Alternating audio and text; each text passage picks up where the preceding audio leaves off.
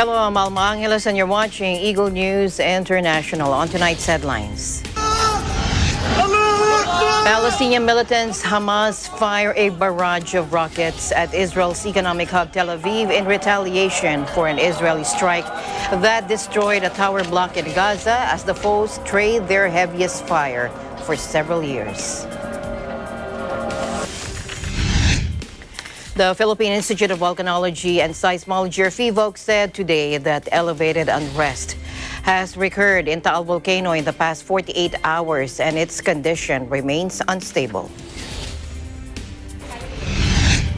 India's COVID-19 death toll passes 250,000 as the World Health Organization says the virus variant fueling the country's explosive outbreak has been found in dozens of countries across the globe.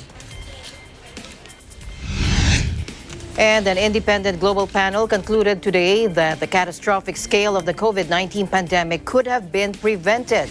But a toxic cocktail of dithering and poor coordination meant the warning signs went unheeded. Our EBC correspondent from Geneva, Mayan Glosser, will give us an update.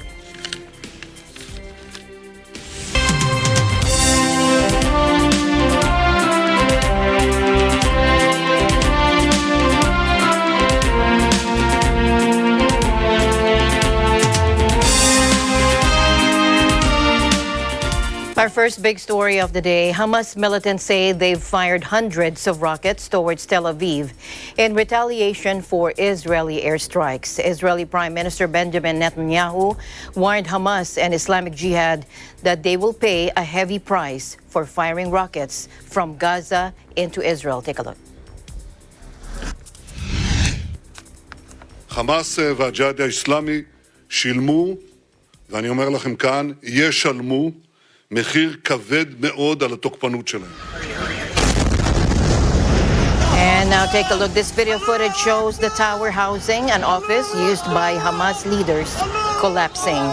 Relentless rocket fire and rioting in mixed Jewish-Arab towns fuel growing fears today that violence between Israel and Palestinians that has claimed dozens of lives could spiral into a full-scale war. Silence filled the night sky in Tel Aviv. From their rooftops, terrified residents watched the missiles descend on their city.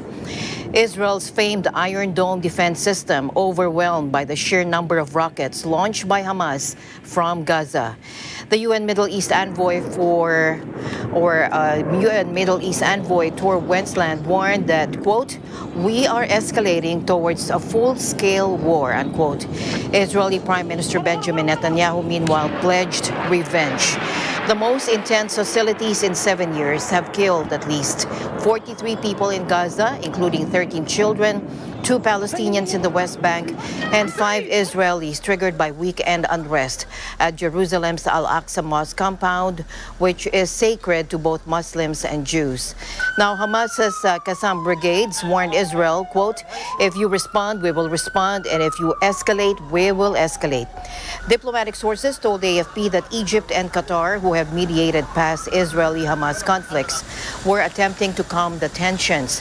But Egypt's Foreign Minister Sameh Shoukry told an emergency Arab League meeting that although Cairo had extensively reached out to Israel and other countries, they did not get the necessary response.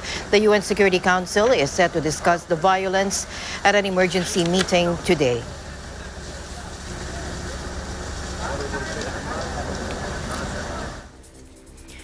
The Philippine Coast Guard will install 3 of the 10 state-of-the-art lighted ocean buoys at the Philippine Rise, or the BENHAM Rise.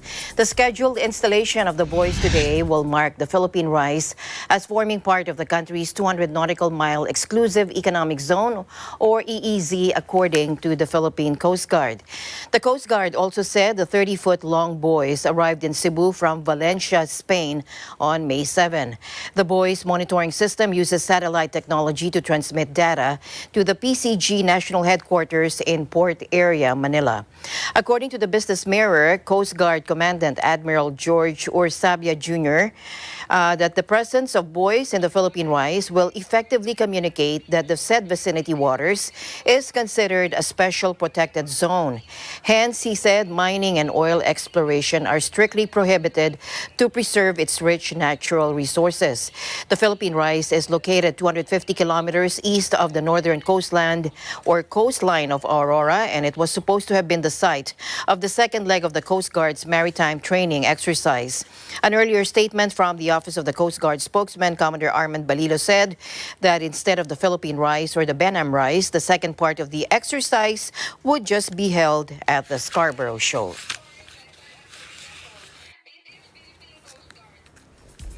In a related news, Foreign Affairs Secretary Teodoro Locsin Jr. continued to question the reason behind the pulling out of the Philippine ship in Scarborough Shoal during a standoff with China back in 2012. Take a look. That's it. Now, the question really is, who lost possession of that reef, Scarborough?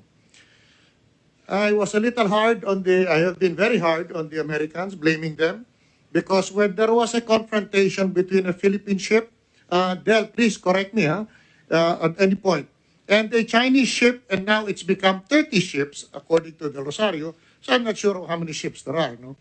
But when they confronted themselves, the interference, the participation of the United States was to try to stop people from attacking each other. Well, they think it's their job. So they said, stand down. So they stood down. And then the United States told both sides, not taking sides, said, withdraw. Now, if you believe, your government at that time believes that that is yours, why will you withdraw? These are only good officers of the United States. It is a suggestion. I think you should both withdraw. So what you should have done, I don't want to say that I know better after the fact, but the truth is, if I have UNCLOS on my side saying we are within the exclusive economic zone, and the Chinese ship is not, from my point of view, then I'll say, I'll just look at the other side and say, go. And you go, I'll go. But the question is this. When they said in good officers, as the president used, I didn't even know the term, the good officers to mediate, stand down, withdraw. When we withdrew, the United States has no obligation, Mr. President, to go to war. The thing about the Mutual Defense Treaty is you have to be attacked. Nobody was attacked. We withdrew. If the Chinese wanted to attack, there was nobody to attack. The other side left, and I don't know if they would have attacked.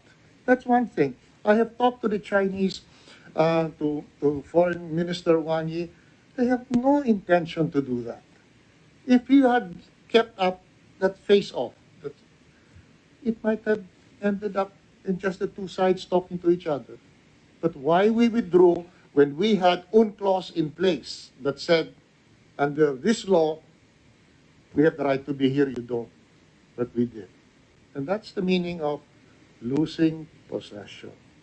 When you walk away from that, and there is no obligation, even at that time, I would say, President Aquino, why don't you go into the water? It goes all the way there. Because you cannot expect the United States to trigger the Mutual Defense Treaty unless they sink the boat in which you are. But if you are not want to go there, in fact, I was willing to be a ship's cook. I can do it, you know. If you're not willing to go there, there's no obligation to defend the Philippines because it hasn't been attacked. There's no obligation to defend if you are not attacked. In April of 2012, the Philippine government sent the BRP Gregorio del Pilar to Scarborough Shoal after a surveillance aircraft spotted 8 Chinese vessels anchored inside the lagoon. And upon inspection, it discovered a large amount of illegally collected corals, giant clams, and live sharks in the compartments of the said ships. At that time, 2 Chinese maritime surveillance ships managed to position themselves between the Philippine warship and the Chinese fishing vessels, preventing the Navy from arresting accusing the poachers the start of a tense standoff over the shoal, which is well within the Philippine economic zone, exclusive economic zone, and eventually the Philippine ship withdrew. Now, recalling the incident, former Foreign Affairs Secretary Albert Del Rosario last week explained that the United States brokered a deal for both nations to simultaneously pull out the ships. But Chinese President Xi Jinping, quote by Ambassador Albert, deceitfully breached the deal.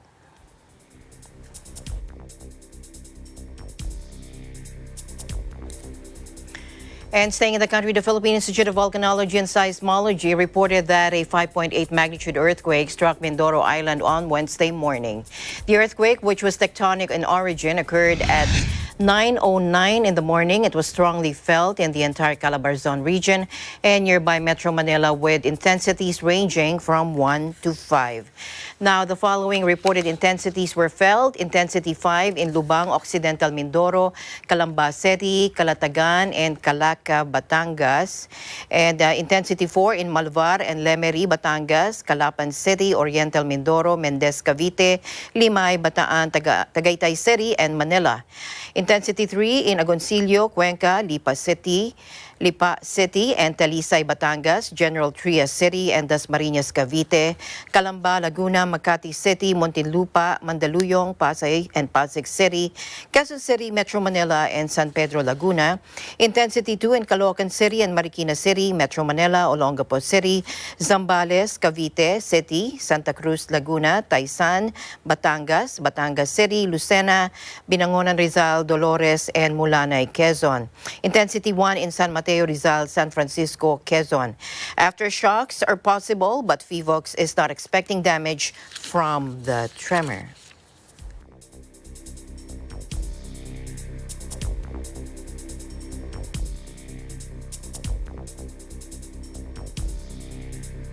In the Philippines, the Philippine Institute of Volcanology and Seismology, or PHIVOX, said today that elevated unrest has recurred in TAAL volcano in the past 48 hours, and its condition remains unstable.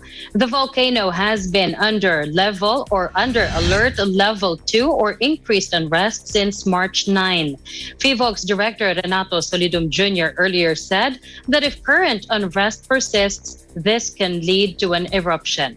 Sudden steam-driven or phreatic explosions, volcanic earthquakes, minor ashfall, and lethal accumulations of expulsions of volcanic gas can occur and threaten areas within and around the TAAL volcano island. For the past 24 hours, PHIVOX recorded 355 volcanic earthquakes, including 201 low-frequency volcanic quakes, which were caused by movements or eruptions of magma from the volcano. PHIVOX said activity at the main crater was dominated by the upwelling of hot volcanic fluids in its lake, which generated 200-meter tall but weak plumes.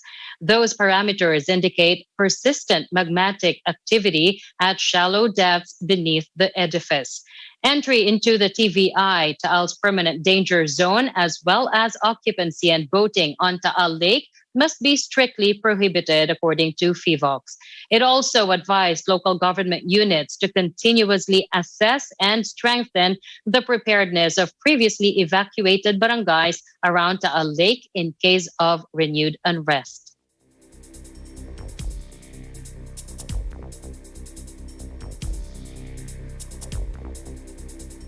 Now, in other news, India's coronavirus death toll passed 250,000 today, as the World Health Organization said the variant fueling the surge had been found in dozens of countries across the globe. Another 4,205 deaths were recorded on Wednesday over the previous 24 hours, a national record, taking total fatalities to 254,197. But many experts believe the official numbers of people dying in India, which has one of the world's most poorly funded healthcare systems, are an underestimate. Bodies have also been seen floating down the Ganges River, stoking concerns that the virus is now raging in India's vast rural hinterland, where 2/3 of people live and where health care is patchy. On Wednesday, the number of bodies of suspected virus victims washing up on the banks of the Ganges in the northern state of Bihar rose to 71, according to officials. Bihar's water resources minister said a net had been placed in the river to catch any more bodies. Huge political rallies and religious events that attracted millions of people over recent months are two key factors being blamed for India's crisis. A variant of the virus called B1617, which was first detected in India in October, is another. Many nations have shut their borders to travelers from India in a bid to stop the variant from reaching their shores. But it has been detected in at least 44 nations, according to the World Health Organization on Tuesday. Britain had the largest number of COVID-19 cases caused by the variant outside India, according to the World Health Organization. It also said this week, or declared this week, the strain a variant of concern, placing it alongside 3 others that were first detected in Britain, Brazil, and South Africa.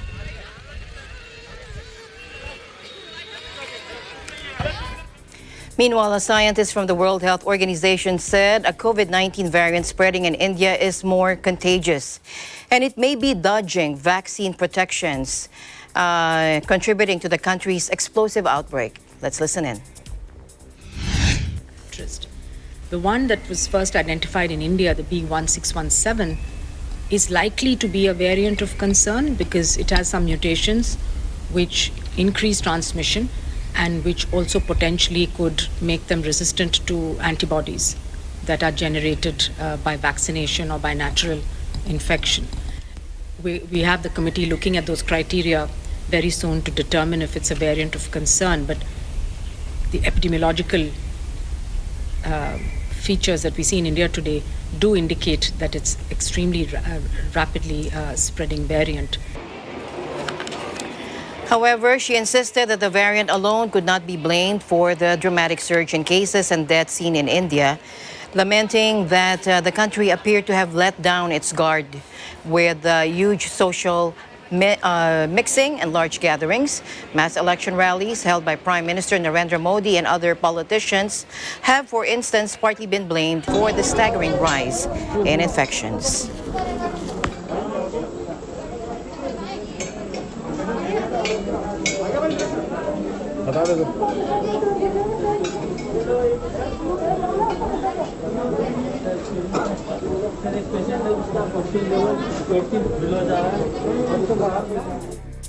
Now, after the huge shock of the worldwide COVID-19 pandemic, now is the time for the pandemic prevention and response systems to be reformed, says the Independent Panel for Pandemic Preparedness and Response. Michelle Kazanchkin, former director of the Global Fund to Fight AIDS, Tuberculosis, and Malaria, is one of the 11 members of the Independent Panel for Pandemic Preparedness and Response, which was set up to evaluate the response to the COVID-19 pandemic. Joining us live to talk about that is Man Glauser of our EBC Switzerland Bureau. Man, tell us more, please. Hi, CJ. Yes, an independent global panel concluded today that the catastrophic scale of the COVID-19 pandemic could have been prevented, but a toxic cocktail of deterring and poor condition meant the warning signs went unheeded. Let's listen to this first. Là-dessus, il est clair qu'il y a eu en Chine et qu'il y a eu à l'OMS dans les premières semaines des retards et des hésitations. Certains de ces retards sont d'ailleurs dus à la lourdeur des procédures bureaucratiques de ce qu'on appelle le règlement sanitaire international, qui en gros... Donc en ce qui concerne l'OMS, il y a d'abord une sorte de vétusté du système d'alerte.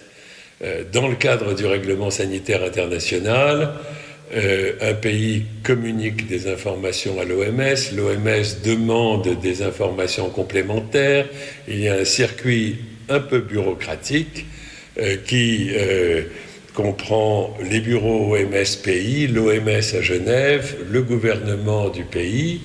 Il y a aussi le fait que l'OMS ne peut rien publier sans la permission du gouvernement en question.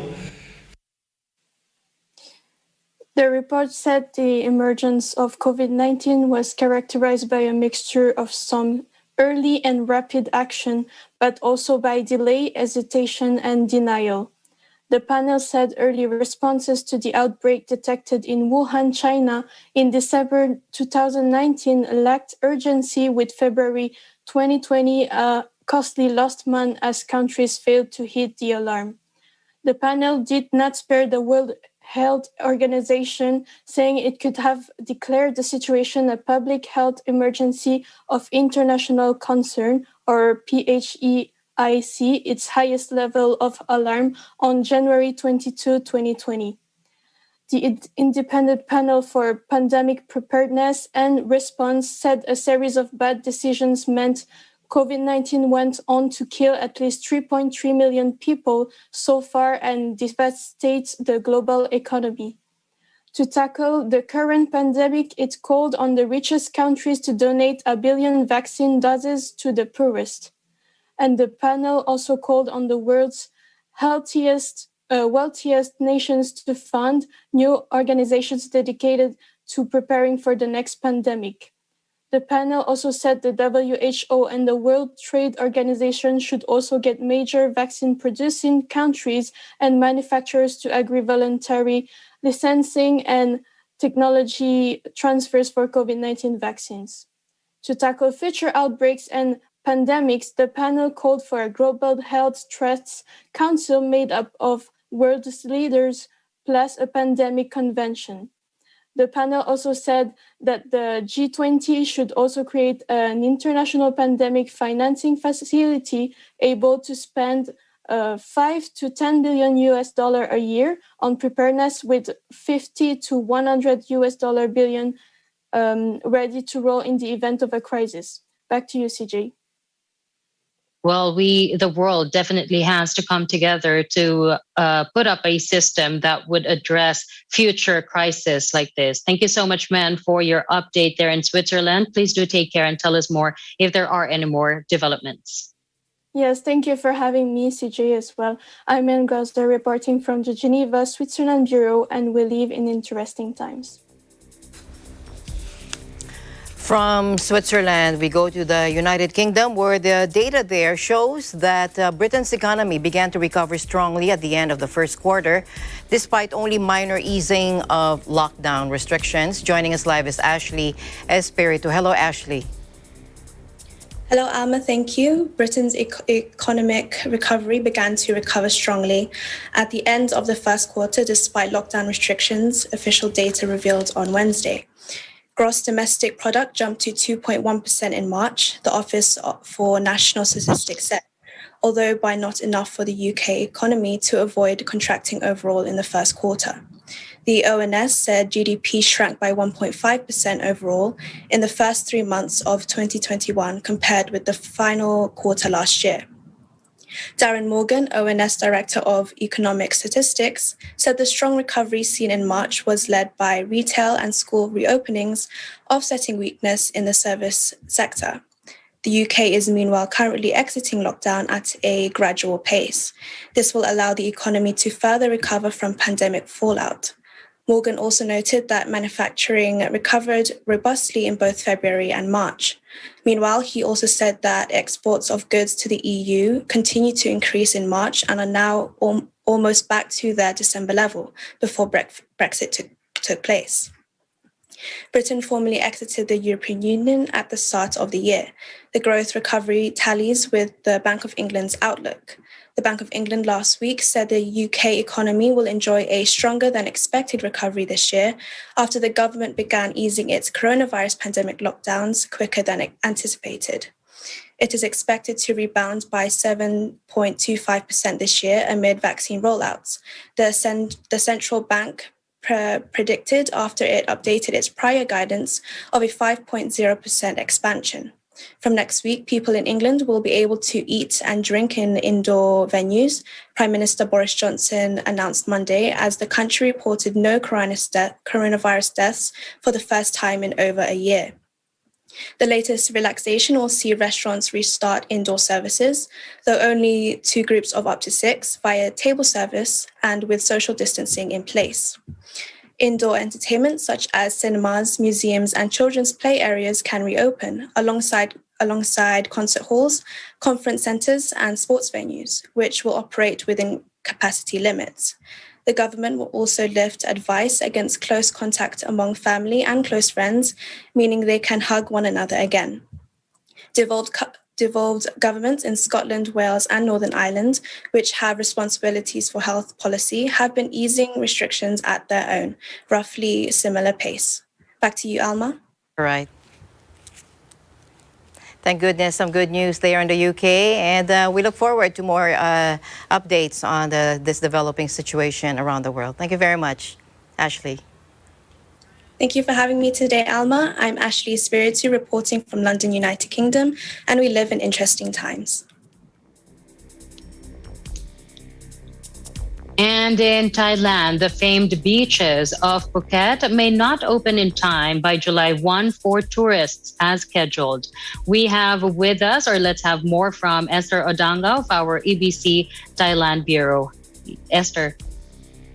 Good evening, CJ, Alma, and to all our viewers. Yes, that's right. The governor of Phuket says the planned reopening of the province to fully vaccinated international tourists from July 1 may not materialize if the number of daily infections continues at the current rate. According to Bangkok Post, the governor said they've set a target for the number of daily infections to go down to 1 digit by May 15 so that we can reopen the island to the international tourists on July 1st. Kosaku Kiatikun, chief of the Provincial Health Office, said the COVID-19 situation in Phuket was still worrying. The number of daily infections continued to rise among high-risk people in local quarantine. Active case finding was detecting new clusters because there were still social gatherings in violation of provincial COVID-19 controls. Thailand has imposed massive restriction visitor arrivals in order to stem coronavirus, but discouraging tourism has led to its economy recording the worst performance since 1997 Asian financial crisis. The impact has reverberated across the country's services sectors, bruising entertainment, retail, hotels, and restaurants. To recall, Thailand's tourism czar announced that Phuket, renowned for its sandy beaches and sapphire waters, will be used as a test. Tourists who have been vaccinated will be allowed to travel there without mandatory hotel quarantine. Yutasak Supasorn, governor of Tourism Authority of Thailand, said Phuket's sandbox model would begin sometime from July onwards.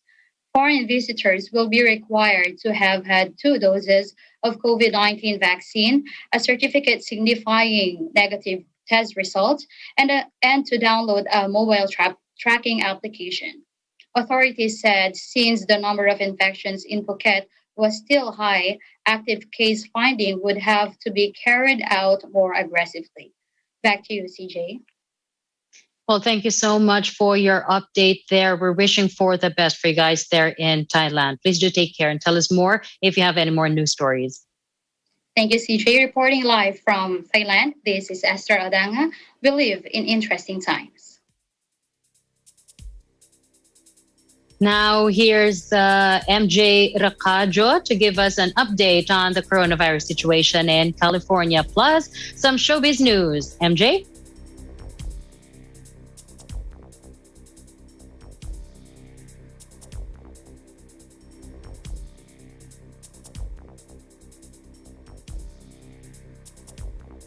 Sorry about that. Yes, MJ Racajo here, reporting here in California. Is another stimulus check coming? Maybe if you live in California and make less than $75,000 a year. Well, Congress hasn't approved a 4th stimulus check, so California may send its own round to most of the state. The proposal, just one part of Governor Gavin Newsom's $100 billion California Comeback Plan, has not yet become law. But Newsom hasn't wasted any time in selling his plan to millions of Californians. Now, responding to a tweet saying Americans were wondering if more financial aid was coming, Newsom confidently said, in California, the answer is yes. The $600 checks are coming to 2/3 of Californians. And if you have a kid, you can benefit from an additional $500, Newsom said on Twitter last Tuesday. In another social media video, Newsom explained that the plan behind the label reading more than $600 checks are coming. Now, previously, Newsom acknowledged the plan will need the support of states' legislature to pass, but said his office was optimistic that lawmakers' values are aligned on the proposal.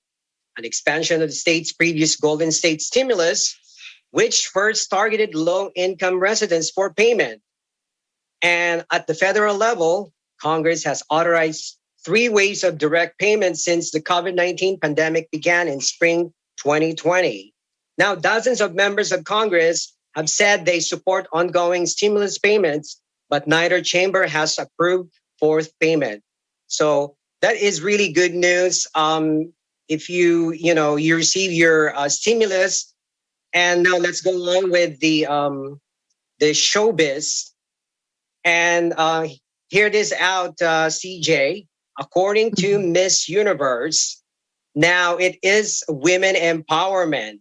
And you don't want to know why? Because most of their committee members, selection committee members, are women, led by Brooke Lee, which is Miss Universe 1997, and Zuleika Rivera, Miss Universe in 2006. Well, I just want to correct you last week with my report.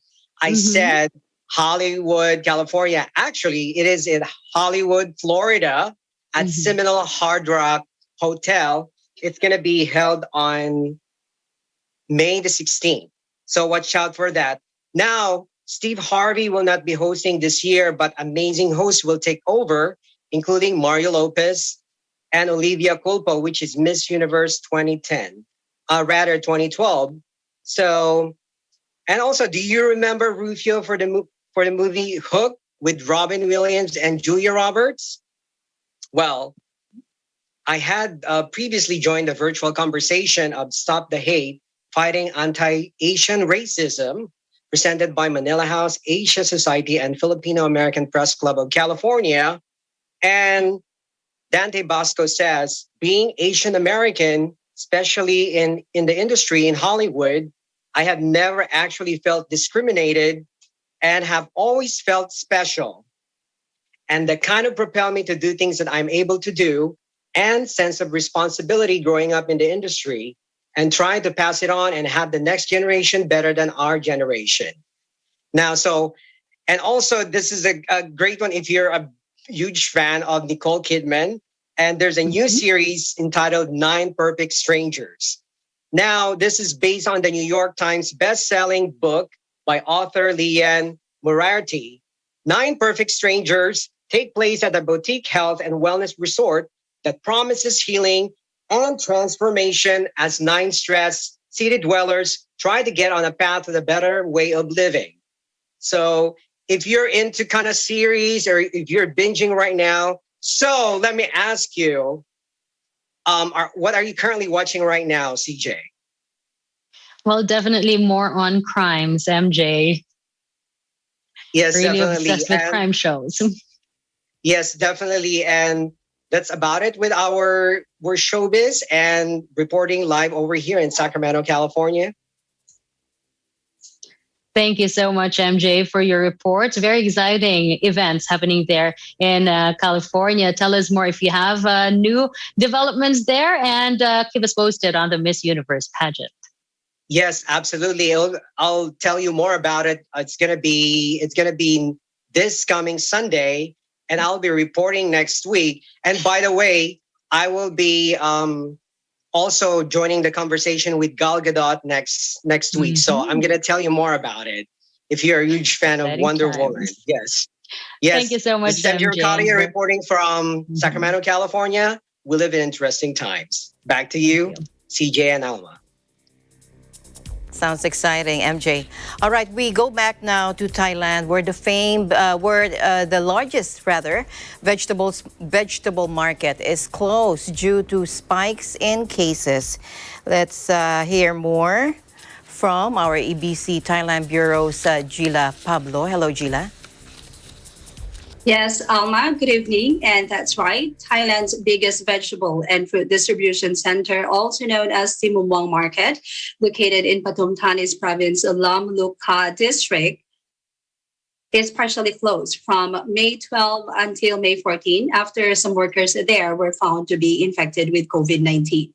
The zones for seasoned and imported vegetables only are closed, and they will reopen for normal business on Saturday, according to an announcement by the management of the market. The partial closure came after an active screening for COVID-19 conducted May 7th and found some infections among workers in the said sections. The closed sections will reopen only to vendors with negative COVID-19 results. Health officials from the district have been conducting additional active screening in the market, said to be the biggest of its kind in ASEAN yesterday and today. Screening for up to 10,000 people is being undertaken at the Old Fruit Market from 8 a.m. until 4 p.m. and from 7 p.m. until 3 a.m. Those found to be infected have to be admitted to hospitals for treatment, while others considered at high risk have been placed in quarantine for 40 days, according to the management.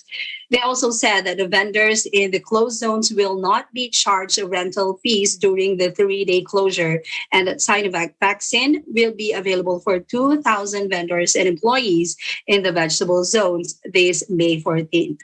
This is update from the Thai PBS World, Alma. All right. Thank you very much, Gila, for your update, and I'll see you back tomorrow. Thank you for your time.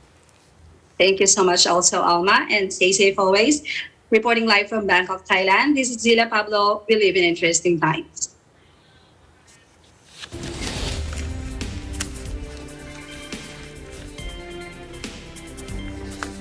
And the news continues here on Eagle News. CJ and I will be back right after this break. This portion is brought to you by Canriv Corporation, your ventilation and air conditioning specialist. Services offered: supply and installation of elevators, escalators, air conditioners, ventilators, jet towel, hand dryers, generators, access control system, factory automation, and modernization. For more info, please contact Ami Kanke at 0915-263-7198 or 0998-900-3224. Mula noon hanggang ngayon, gabay natin ang MTRCB ratings sa matalino at responsableng panonood.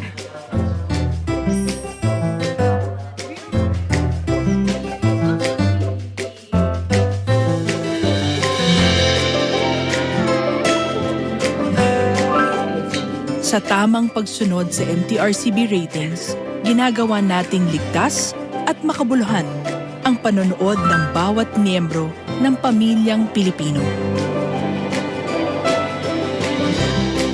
Lumipas man ang panahon, hanggang may pamilyang Pilipino, andyan ang MTRCB.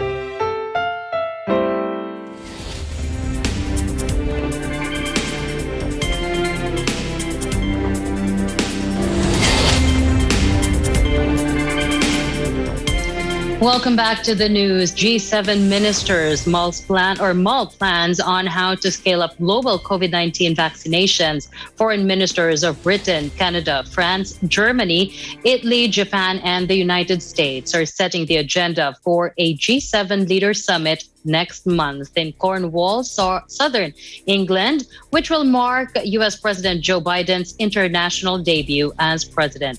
Patricia Rodriguez of our EBC UK Bureau reports. The group of 7 wealthy democracies on Wednesday had their first in-person meeting after more than 2 years. The G7 group comprised of foreign ministers from hosts Britain, United States, France, Germany, Italy, Canada, and Japan. The talks took place in central London under tight coronavirus restrictions. One of the main agendas were plans on how to scale up global COVID-19 vaccinations, as calls mounted for a drastic increase in funding to help developing nations. More than 1.2 billion doses of COVID-19 vaccines have been administered globally, but fewer than 1% in the least developed countries. To note, the COVAX program is a global initiative led by the World Health Organization. It was set up last year for the purpose of having the world's poorest nations get fair access to vaccines. This required support of most wealthy nations. However, rich countries have effectively elbowed out COVAX in the early stages, striking their own deals with drug manufacturers. By the end of the meeting, no extra funding was announced, despite repeated calls for the G7 to do more to help poorer countries. Instead, the ministers encouraged all partners to increase their support to serve as the next critical step in order to control the pandemic and strengthen health security. This week's meeting sets the tone for the next G7 Leaders Summit to be held next month in Cornwall, southern England. This will also mark U.S. President Joe Biden's international debut as president. Reporting from London, United Kingdom, I'm Patricia Rodriguez. We live in interesting times. In other news, hundreds of students, teachers, and activists protested in Guadalajara, Mexico, wearing white, demanding justice in the case of three siblings, Ana Karen Luis, Angel, and Jose Alberto Gonzalez. They were found dead after being abducted from their home by an armed group. Take a look. According to the Associated Press, the three were kidnapped on Friday night when a group of armed men wearing tactical vests with the initials of the Jalisco New Generation Cartel snatched the siblings from their home in Guadalajara suburb of Tlaquepaque, Jalisco State. Prosecutor Gerardo Octavio Solis Gomez said on Monday. Now their bodies were found bundled in bedding and dumped on the side of highway outside Guadalajara on Sunday morning.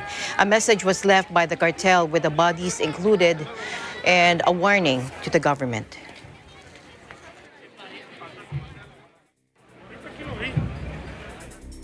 Back here in the Philippines, the National Bureau of Investigation, or NBI, has arrested an alleged sleeper cell member of the terrorist Abu Sayyaf group who has evaded arrest for almost 2 decades.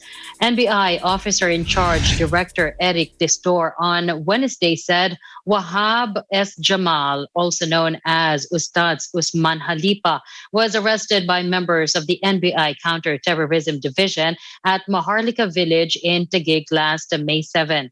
He was nabbed through an outstanding warrant of arrest issued by the Regional Trial Court of Basilan for kidnapping and serious illegal detention. Jamal is the 27th member of the ASG arrested by the NBI since 2018. He was involved in the Golden Harvest Plantation kidnapping on June 11, 2001 in Tayran, Lantawan in Basilan. On April 21st, a witness identified Jamal as Ustaz Usman Halipa from a photo lineup.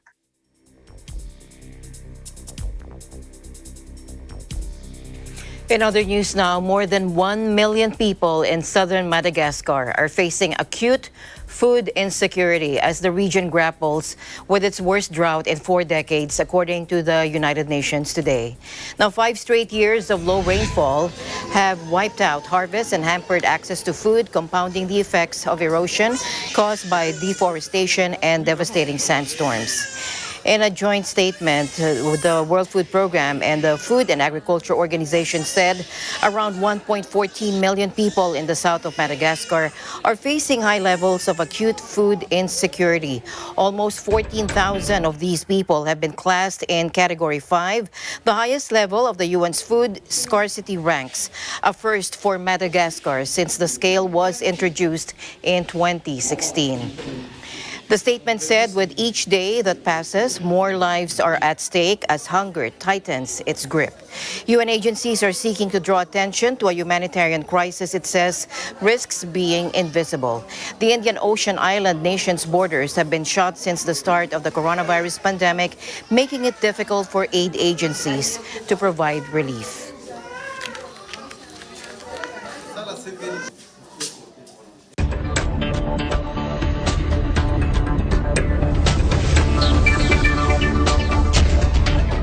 The Philippine monetary officials on Wednesday kept the Bangko Sentral ng Pilipinas or BSP's key policy rates steady as inflation is now expected to stay within target this and next year and domestic growth to post improvements.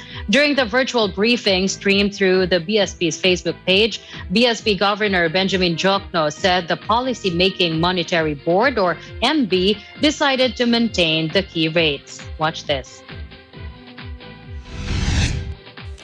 The latest inflation forecasts indicate that inflation is likely to settle within the target range in 2021 and 2022. Inflation is now projected to track a slightly lower path in 2021 to average near the upper end of the target band as price pressures on food commodities are abating with improved weather conditions, the impact of Executive Orders number 128 and 133, series of 2021, and the implementation of direct non-monetary interventions to alleviate supply constraints. Meanwhile, the inflation forecast for 2022 is seen to remain near the midpoint of the target, but has increased slightly owing in part to rising international crude oil prices. The risks to the inflation outlook are also broadly balanced. The Monetary Board emphasizes that the timely implementation of the approved non-monetary measures will be crucial in mitigating further supply-side pressures on meat prices and inflation. At the same time, the Monetary Board expects the domestic economy to continue to recover in the coming months, aided by the government's targeted fiscal interventions and the sustained rollout of its vaccination program.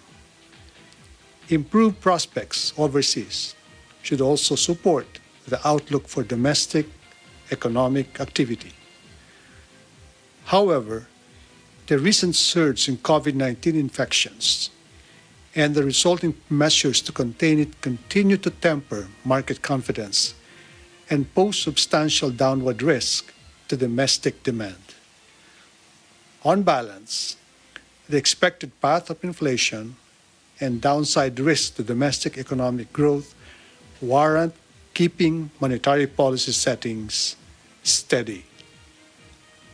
The Monetary Board believes that sustained support for domestic demand remains a priority for monetary policy, especially as risk aversion continues to hamper credit activity despite liquidity in the financial system.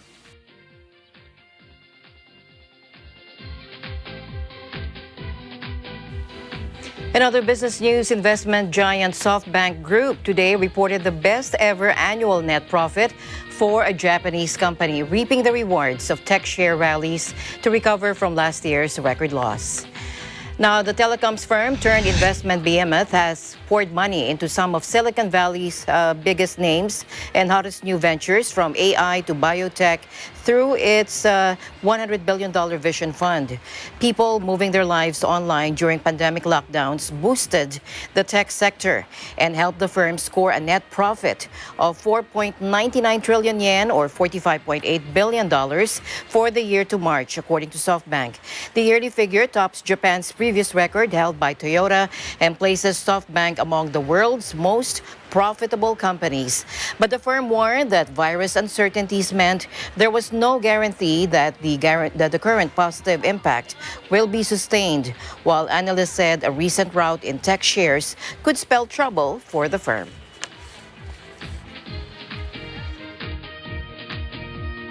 In other news, a cybersecurity hack on the Colonial Pipeline operator could pack a serious punch in the wallets of Americans at the gas pump.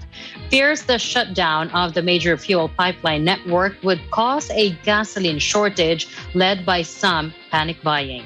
Watch this. We never get premium gas or anything. We try to get any gas they had. We're getting the very expensive $1 more per gallon than what we would normally get, just because that's all they have. We're trying our best. I just spent like $50 when I usually spend about $30, $35, so. That we expect that gas station owners are and should act responsibly. We will have no tolerance for price gouging. Yes, let me emphasize that much as there was no cause for, say, hoarding toilet paper at the beginning of the pandemic, there should be no cause for hoarding gasoline, especially in light of the fact that the pipeline should be substantially operational by the end of this week. Most of the refineries in America are here on the Gulf Coast in southeast Texas and in Louisiana. And so this is where the oil comes to be processed and turned into gasoline, diesel fuel, heating oil. And then we send it from here through various means up to the East Coast and to the Northeast. Colonial Pipeline is the biggest one of those transport routes. It takes about 2.7 million barrels a day of refined products from Texas to the Northeast. We'll run out of storage if the pipeline stays closed. So the price of oil here in Texas could drop because of this oversupply, right? At the same time, storage tanks in the Northeast at the other end of the pipeline are being drawn down.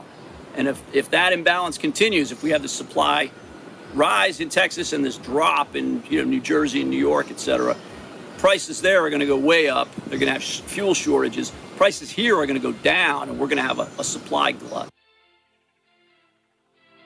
While it remained unclear the degree to which supplies would be affected, drivers lined up to fill their tanks at gas stations in the southeast, with some carrying extra containers amid fears of fuel scarcity.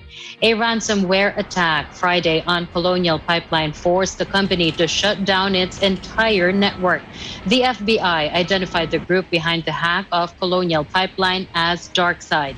DarkSide began attacking medium and large-sized companies, mostly in Western Europe, Canada, and the United States last year, reportedly asking for anywhere from a few $100s to a few $1 million to be paid in Bitcoin. In return, DarkSide supplies the company with a program that will unlock its computer systems. Oil industry analyst Patrick DeHaan said on Twitter the national average gasoline price reached $2.97 a gallon, matching the highest since 2018.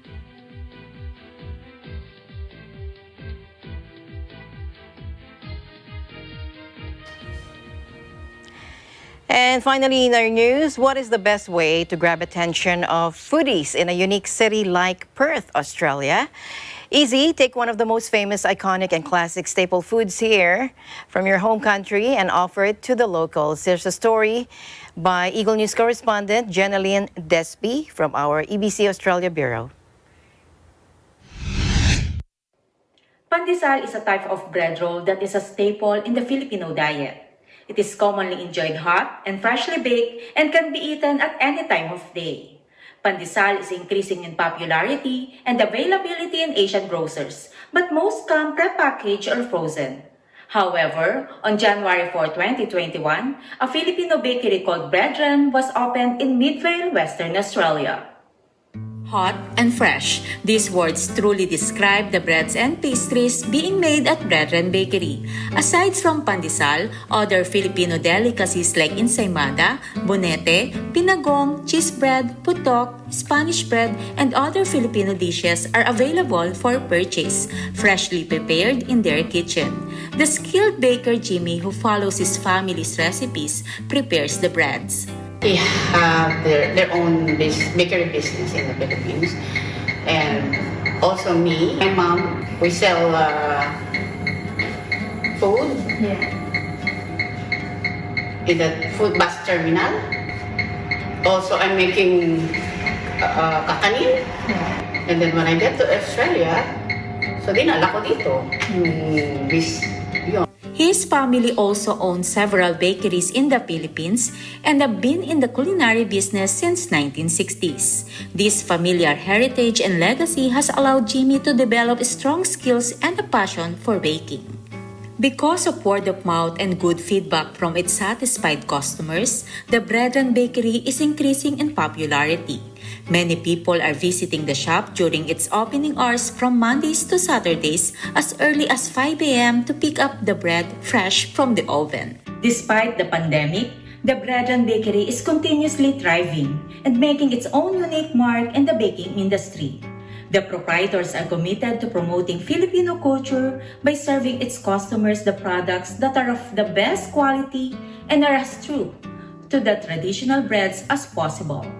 Now that we can't travel overseas, it is very comforting and nostalgic to have a bite of delicious pandesal.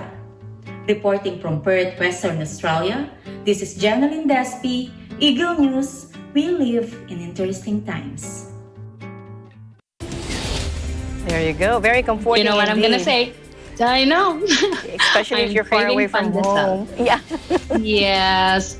Pandesal is just the best. Any time of the day, I'd go for a pandesal. Oh, Hot yes. Pandesal. I think I'll go for that's tonight. if I can find one here in the city. That's it for tonight's broadcast. Thank you so much for joining us. I am CJ Hero. Please join the broadcast again tomorrow. And at the end of the day, there remains so much more to be grateful for. I'm Alma Angeles, and we live in interesting times.